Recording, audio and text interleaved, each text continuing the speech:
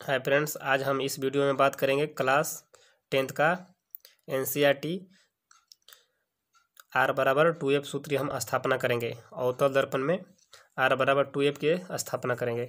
तो हमारा एक दर्पण है जो P बिंदु पर केंद्र है और F फोकस और C वक्ता केंद्र और AB प्रधान अक्ष के समानांतर चलने वाली प्रकाश की कोई किरण यानी दर्पण से परावर्तित होकर इस फोकस पर काटती है। तो हम जानते हैं कि आपतित किरण और परावर्तित किरण और आपतन बिंदु पर डाला गया लंब तीनों एक ही तल में होगा और आपतित किरण यानी कोण I और कोण R का मान बराबर होगा। यानी कोण आपतित किरण कोण होगा कोण ABC और अपवर्तित किरण यानी लौट रहा किरण इस कोण का हम नाम देंगे कोण CBF है। हम तो लिखेंगे कि माना कोई दर्पण है तो जिसमें प्रधान अक्ष के यानी प्रधान अक्ष हमारा दिया गया है, ये लाइन जो है प्रधान अक्ष, तो प्रधान अक्ष के समानांतर चलने वाली प्रकाश की किरणें, तो प्रकाश की किरण कौन है AB दर्पण से परावर्तित होकर यहाँ से परावर्तित होगा और प्रधान अक्ष को F पर काटती है। अब हम लिखेंगे C और B को मिलाया। अब लिखेंगे फिर परिवर्तन के नियमानुसार, तो नियमानुसार क्या कहता है कि आपतन कोण और परावर्तन कोण दोनों बराबर होता है। कोण I और कोण R बराबर होगा।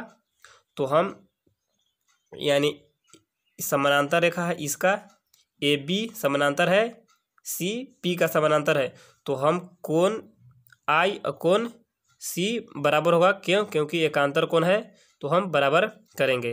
तो चलिए हम सबसे पहले लिखते हैं कि माना कि B कोई अवतल दर्पण है जिसमें प्रधान अक्ष के समानांतर AB कोई रेखा आ रहा है। अब दर्पण से परावर्तित होकर इसको F पर काटेगा। तो हम लिख चुके हैं कि मान लिया कि B कोई दर्पण है, अवतल दर्पण है जिसमें प्रधान अक्ष के समानांतर चलने वाली प्रकाश की किरण AB है। दर्पण के B बिंदु से यानी दर्पण के B बिंदु से परावर्तित होकर प्रधान अक्ष को F पर काटती है। CB को मिलाया, C और B को मिलाया जो दर्पण के B बिंदु पर लंब है। अब प्रकाश के परिवर्तन के नियम अनुसार, तो प्रकाश के परिवर्तन का नियम क्या कहता है कि आपतित किरण और परावर्तन किरण दोनों बराबर होते हैं। यानी आपतित किरण का कोण कितना है ABC और परावर्तित किरण CBF। तो चलिए हम लिखते हैं आपतित किरण और परावर्तित किरण यानी दोनों बराबर हैं। यानी कोण ABC बराबर होंगे, इस कोण का नाम हम देंगे कोण CBF। आपतित किरण और परावर्तित किरण बराबर है तो हम AB समानांतर CP देखेंगे। तो AB समानांतर CP है और BC तिर्यक रेखा है, तो एकांतर कोण बनेगा यानी कोण I और कोण C बराबर होगा एकांतर कोण से। तो चलिए हम आगे लिखते हैं AB समानांतर CP है, AB समानांतर CP है और BC तिर्यक रेखा है और BC तिर्यक रेखा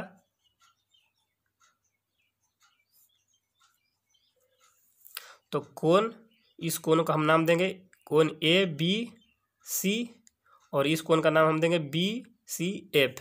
तो चलिए हम लिखेंगे कोण ABC बराबर इस कोण का हम नाम देंगे BCF। कोण BCF बराबर होंगे क्योंकि एकांतर कोण है, एकांतर कोण। तो चलिए हम आगे सॉल्व करेंगे। इस कोण और इस कोण का मान बराबर है और एक कोण बराबर हो गए हैं।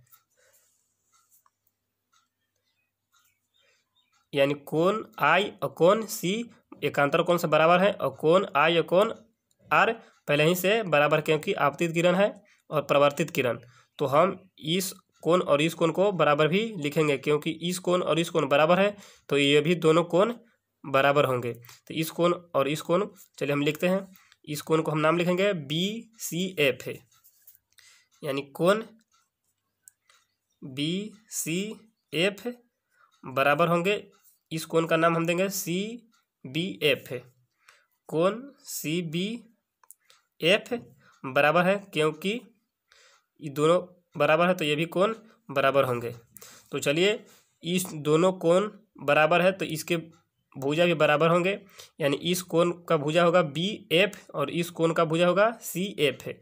जब दो कोण बराबर हैं तो इसके भुजा भी बराबर होंगे। तो इस कोण के सामने का भुजा होगा BF और इस कोण के सामने का भुजा होगा CF। तो चलिए हम लिखेंगे, यानी CF बराबर होगा BF के। BF क्यों बराबर होगा? क्योंकि इसके कोण बराबर हैं।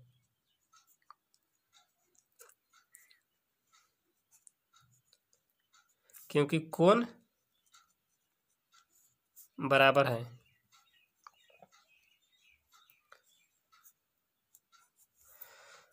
तो चलिए हम आगे लिखेंगे। तो फिगर में देखिए, यदि बिंदु बिंदु P पर अत्यंत नज़दीक होता तो हम लिखेंगे BF बराबर PF होगा।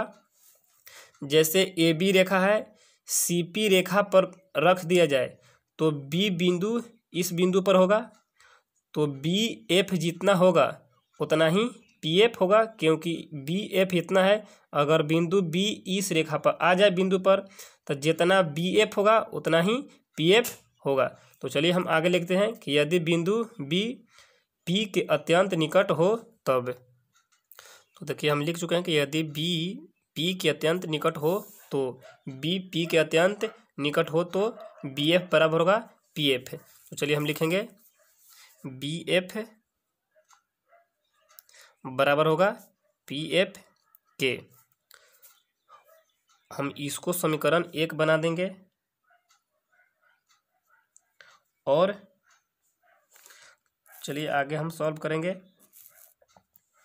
तो हम लिखेंगे, यानी PC यानी CP बराबर लिखेंगे हम।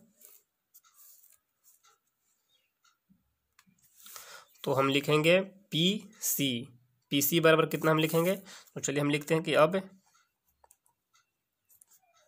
PC बराबर हम कितना लिख सकते हैं, यानी CF प्लस PF है। पूरा का हम मानिए PC, तो PC की जगह पर कितना हम लिखेंगे? PF plus FC। तो चलिए हम लिखेंगे CF plus PF, CF plus PF। तो आगे हम हल करेंगे। CF के जगह पर हम कितना लिख सकते हैं समीकरण 1 से? तो लिखेंगे कि समीकरण 1 से CF का मान रखने पर, CF का मान हम रखेंगे, कितना रखेंगे? चलिए हम रख लेते हैं। CF का मान कितना दिया है? BF, तो लिखेंगे BF प्लस PF लिखा है तो PF लिखेंगे PF। आगे हम हल करेंगे। BF, देखिए BF किसका बराबर है? PF के बराबर है, तो हम लिखेंगे BF की जगह पर PF प्लस PF। आगे हम सॉल्व करेंगे। PF प्लस PF कितना होगा? 2PF। इसको हम लिखेंगे PC